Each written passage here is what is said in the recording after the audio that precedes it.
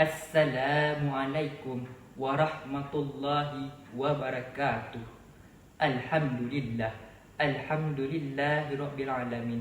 Wassalatu wassalamu ala asyrafil anbiya'i wal mursalin wa ala alihi washabbihi ajma'in. Amma ba'du.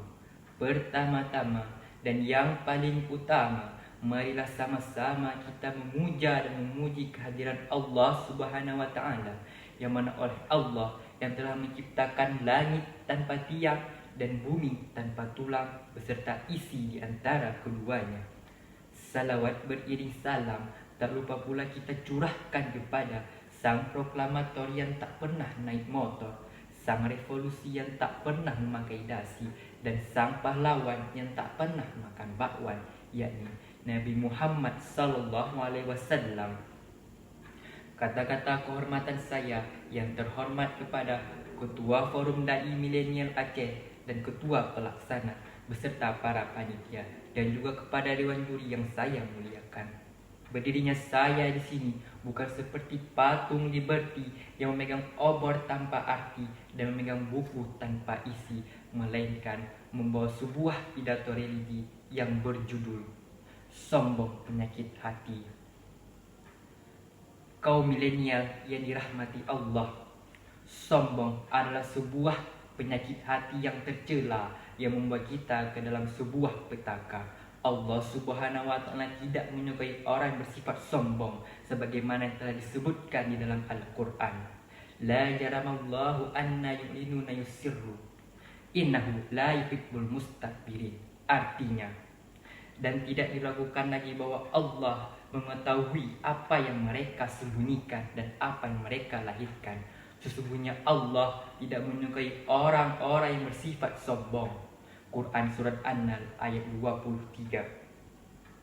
Janganlah kita sombong dengan apa yang kita miliki, kecantikan, ketampanan, kekayaan, jabatan, ilmu. Itu semua hanyalah tipuan, cobaan dan ujian dari Allah. Allah Subhanahu wa taala ingin menguji apakah kita termasuk orang yang bersyukur atau apakah kita termasuk orang yang kufur.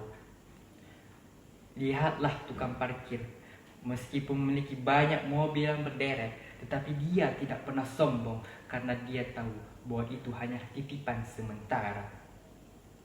Sebuah pepatah Inggris pernah berbunyi, "When you get your arrogance in some way, it's no other except getting down."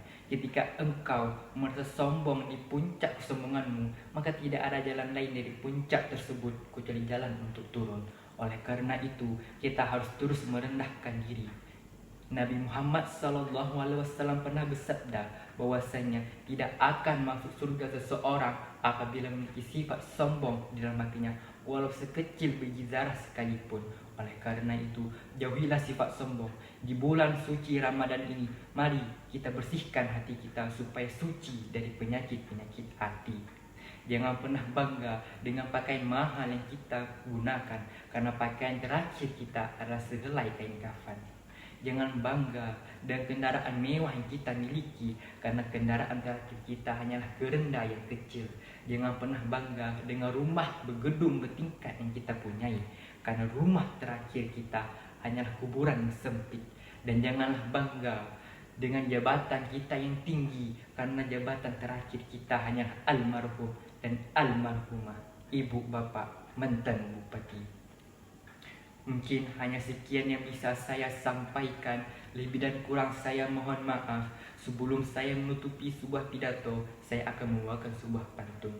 Pat ranuk yang hana mirah, pat benawa yang hana bajo, munyuna kata lun salah, maah ulonyo tengok muruno.